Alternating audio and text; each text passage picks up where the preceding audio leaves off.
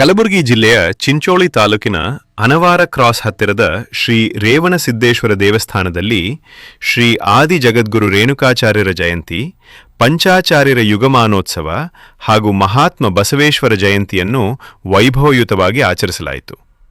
ಕಾರ್ಯಕ್ರಮದಲ್ಲಿ ಶ್ರೀಮದ್ ಗಿರಿರಾಜ ಸೂರ್ಯಸಿಂಹಾಸನಾಧೀಶ್ವರ ಶ್ರೀ 1008 ಶ್ರೀಶೈಲ ಜಗದ್ಗುರು ಡಾಕ್ಟರ್ ಚನ್ನಸಿದ್ದರಾಮ ಪಂಡಿತಾರಾಧ್ಯ ಶಿವಾಚಾರ್ಯ ಭಗವತ್ಪಾದಂಗಳವರು ಆಶೀರ್ವಚನ ನೀಡಿ ಮಾತನಾಡಿ, ವೀರಶೈವ ಲಿಂಗಾಯತ ಒಂದೇ ಆಗಿದ್ದು ಸಮಾಜವನ್ನು ವಿಭಜಿಸಲು ಹಾಗೂ ರಾಜಕೀಯ ಲಾಭಕ್ಕಾಗಿ ಕೆಲವರು ಗೊಂದಲ ಸೃಷ್ಟಿಸಲು ಪ್ರಯತ್ನಿಸುತ್ತಿದ್ದಾರೆ.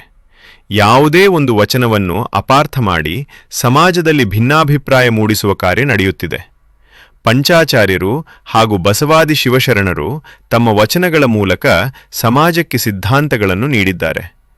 ಸಮಾಜದ ಉಭಯ ಪರಂಪರೆಗಳನ್ನು ಗೌರವಿಸಿ ಶರಣರ ವಿಚಾರಧಾರೆಗಳನ್ನು ಜೀವನದಲ್ಲಿ ಅಳವಡಿಸಿಕೊಳ್ಳಬೇಕು ಎಂದು ಹೇಳಿದರು. ಮುಂದಿನ ದಿನಗಳಲ್ಲಿ ರೇಣುಕಾಚಾರ್ಯರು ಹಾಗೂ ಬಸವೇಶ್ವರರ ಜಯಂತಿಗಳನ್ನು ಒಟ್ಟಾಗಿ ಆಚರಿಸಿ ಸಮಾನತೆಯ ಸಂದೇಶ ಸಾರಬೇಕು ಎಂದ ಅವರು, ವೀರಶೈವ ಲಿಂಗಾಯತ ಧರ್ಮ ಹಿಂದೆ ಇತ್ತು, ಇಂದಿಗೂ ಇದೆ, ಮುಂದೆಯೂ ಇರುತ್ತದೆ ಎಂದು ಅಭಿಪ್ರಾಯಪಟ್ಟರು. ಕಂದಕವನ್ನು ನಿರ್ಮಾಣ ಮಾಡಲಾರ್ದನೆ ಮೂಲತಃ ವಿಚಾರ ಮಾಡಿದರೆ ಎರಡೂ ಪರಂಪರೆಗಳು ಒಂದೇ ತತ್ವ ಸಿದ್ಧಾಂತವನ್ನು ಪ್ರತಿಪಾದನೆ ಮಾಡ್ತಾವ ಅನ್ನುವಂಥದ್ದನ್ನು ಇವತ್ತು ಎಲ್ಲರೂ ಕೂಡ ಅರ್ಥೈಸಿಕೊಳ್ಬೇಕಾಗಿರುವಂಥ ಅವಶ್ಯಕತೆ ಇದೆ. ವೀರಶೈವ ಲಿಂಗಾಯತ ಧರ್ಮದಲ್ಲಿ ಕೆಲವರು ಈ ಧರ್ಮದ ಒಗ್ಗಟ್ಟನ್ನು ಸಹಿಸಿಕೊಳ್ಳಿಕ್ಕಾಗದೇ ಇರುವಂತಹ ನಮ್ಮ ರಾಜ್ಕುಮಾರ್ ಪಾಟೀಲ್ ಕುತಂತ್ರಿಗಳು ಅನ್ನುವಂಥ ಶಬ್ದವನ್ನು ಅವರಿಗೆ ಸಂಬೋಧನೆ ಮಾಡಿದರು.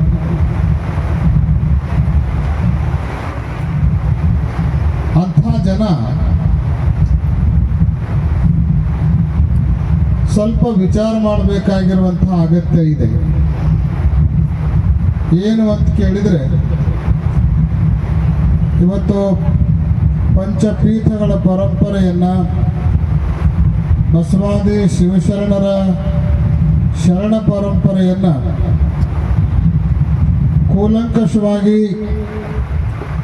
ಉಭಯತರು ಮಾಡಿರುವಂತಹ ಉಪದೇಶವನ್ನು ಕುರಿತು ಚರ್ಚೆ ಮಾಡಿದರೆ ಅದರಲ್ಲಿ ಅಷ್ಟಾವರಣ, ಪಂಚಾಚಾರ, ಷಟ್ಸ್ಥಲ ಮುಂತಾದ ವೀರಶೈವ ಸಿದ್ಧಾಂತಕ್ಕೆ ಸಂಬಂಧಪಟ್ಟಿರುವಂತಹ ವಿಚಾರಧಾರೆಗಳನ್ನೇ ಕಾಣ್ತೇವೆ ಹೊರತು ಇದಕ್ಕೆ ಹೊರತಾಗಿರುವಂಥ ಸಂಗತಿಗಳನ್ನು ಪಂಚಪೀಠದ ಪರಂಪರೆಯ ಶಿವಾಗಮಗಳಲ್ಲಾಗಲಿ, ಸಿದ್ಧಾಂತ ಶಿಖಾಮಣಿಯಲ್ಲಾಗಲಿ, ವಚನ ಸಾಹಿತ್ಯದಲ್ಲಾಗಲಿ ನಾವು ನೋಡಲಿಕ್ಕೆ ಸಾಧ್ಯ ಇಲ್ಲ. ಈಗಿಂದೆಲ್ಲ 60-70 ವರ್ಷದಿಂದ ನೆನಪಿದೆ. ನನ್ನ ತಂದೆ ಗೋಪಾಲ್ ಜಾಧವ್ ಅವರು ಅಲ್ಲಿ ಸತತವಾಗಿ ಮನೆ ದೇವರು ಅಂತ ಹೇಳಿ ಆ ರೇಣುಕಾಚಾರ್ಯರು ನೋಡ್ಕೊಳ್ತಾ ಇದ್ರು.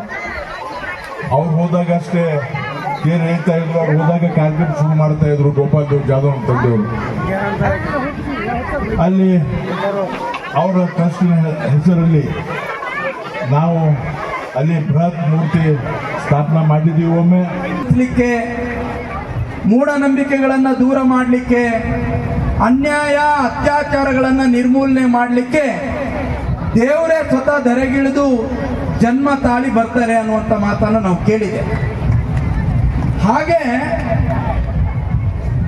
ಈ ಒಂದು ದ್ವಾಪಾರ ಕಾಲ ಯುಗದಲ್ಲಿ ಜಗದ್ಗುರು ರೇಣುಕಾಚಾರ್ಯರು 12ನೇ ಶತಮಾನದಲ್ಲಿ ಬಸವಣ್ಣನವರು, ಈಗಿನ ಶತಮಾನದಲ್ಲಿ ನಮ್ಮ ಶ್ರೀಶೈಲ ಜಗದ್ಗುರುಗಳು ಹುಟ್ಟಿ ಬಂದಿದ್ದಾರೆ ಅಂದರೆ ತಪ್ಪಾಗಲಿಕ್ಕಿಲ್ಲ. 3 ವರ್ಷ ಚಿಂಚೋಳಿಯಲ್ಲಿ ಮಾಡಿದ್ದೀವಿ, 2 ವರ್ಷ ಇದು 2ನೇ ವರ್ಷ ಇಲ್ಲಿ ಆಗ್ತಾ ಇದೆ.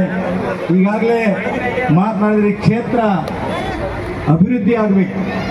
ಬಹಳಷ್ಟು ಪುರಾತನವಾಗಿರ್ತಕ್ಕಂತಹ ರೇವಣಸಿದ್ದೇಶ್ವರ ಕ್ಷೇತ್ರ, ರೇವಣಸಿದ್ದೇಶ್ವರರು ರೇಣುಕರು ಈ ದೇಶ ಅಷ್ಟೇ ಅಲ್ಲ ವಿದೇಶದಲ್ಲಿ ಕೂಡ ಸಂಚರಿಸಿ ಧರ್ಮ ಸ್ಥಾಪನೆಯನ್ನು ಮಾಡಿ ಅಜ್ಞಾನ ಅಂಧಕಾರದಲ್ಲಿರ್ತಕ್ಕಂತಹ ಮಾನವನಿಗೆ ಉದ್ಧಾರ ಮಾಡಿರ್ತಕ್ಕಂಥವ್ರು ಯಾರಾದರೂ ಮಹಾಸನ್ನಿಧಿ ಜಗದ್ಗುರು ಅಂದ್ರೆ ಮೊಟ್ಟ ಮೊದಲಿಗೆ ರೇಣುಕರು ಅನ್ನುವಂತಹ ಮಾತನ್ನ ಇಲ್ಲಿ ಹೇಳಬೇಕಾಗ್ತದ.